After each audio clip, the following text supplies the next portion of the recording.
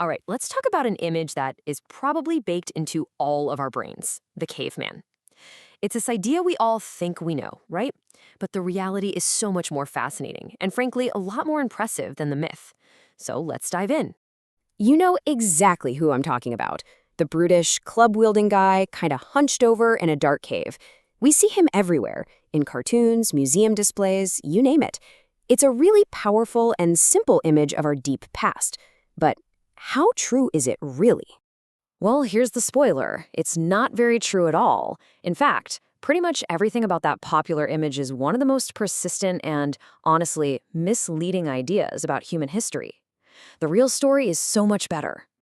And this really gets to the heart of it. The idea of a caveman sticks around because it's so simple and memorable. It's dramatic. But like a lot of catchy ideas, its vividness completely overshadows its accuracy. I mean, let's just think about this practically for a second. Caves aren't everywhere, you know? They're only in specific geological areas. So if early humans had to rely on caves to survive, we never would have spread across the globe. We'd have been stuck in a few limestone regions, and the whole human story would have been very, very short. So, if they weren't all just hiding out in caves, what were they doing? This is where the story gets really good. Our ancestors weren't just passively looking for shelter, they were actively creating it. They weren't just dwellers, they were designers. The archaeological evidence shows this incredible range of ingenuity. We're talking about temporary huts made from branches and animal hides, kind of like tents. They built stone windbreaks to block the wind, created snow shelters, like early igloos, and even constructed these amazing dome-like huts that they could build, leave behind, and then rebuild as they moved. And this contrast is absolutely crucial. The myth paints them as these passive occupants, just waiting around for a civilization to happen. But the reality? It shows they were active designers, adaptive, creative, and solving complex problems with serious foresight. They weren't waiting to become human, they already were. This really forces us to completely reframe that word primitive. It doesn't mean stupid or simple-minded. It means being creative, responsive, and incredibly intelligent with whatever resources you've got. It means adaptive. Now, this whole idea of ancient intelligence leads us to an even deeper question. If our ancestors were such clever builders, when did human-like reasoning actually begin? Was there, a single moment where we all just woke up? So we know that anatomically modern humans, Homo sapiens, showed up on the scene about 300,000 years ago. But here's the thing. That date is not the starting line for reason, not even close.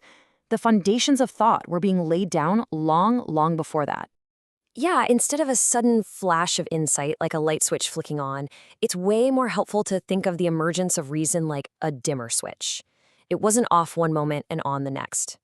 It was this slow, gradual brightening, an increase in intensity over immense spans of time.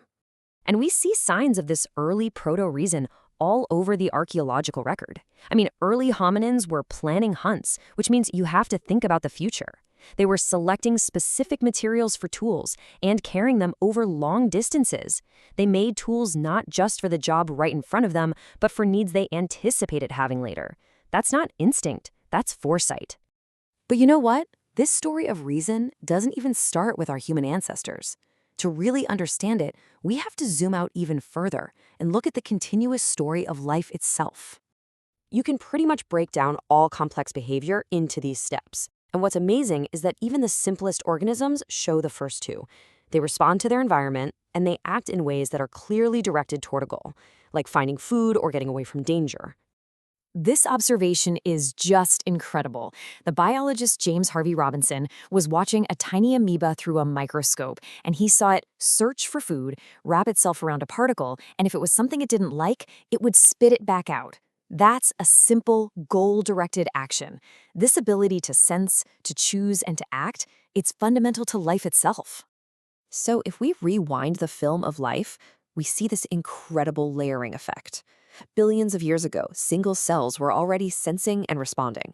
Then came central nervous systems, then grasping hands and complex vision in early primates, then tools and fire in early Homo, and finally, the kind of symbolic thought they associate with modern humans. And here's the key insight, the really cool part. Nothing was invented from scratch. Each evolutionary step didn't create something brand new out of thin air. It took capacities that were already quietly present and just amplified them. It turned up the volume. Nervous systems refined coordination, brains layered on representation. Language let us share our thoughts.